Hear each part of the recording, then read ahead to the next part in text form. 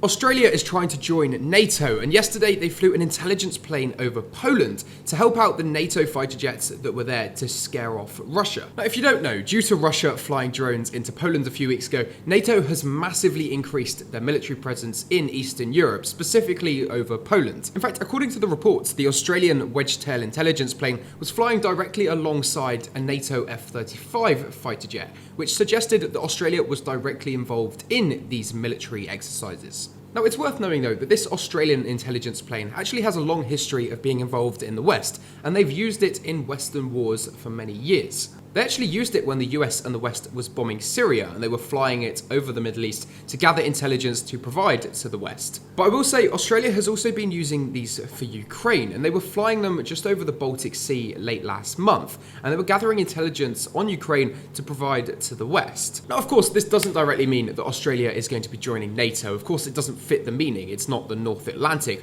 but it does show that Australia is working with NATO. And they're also doing this and flying these intelligence planes over Eastern Europe at the same time the situation between NATO and Russia is really getting out of hand. But as usual, you can leave me a follow for some more global news like this.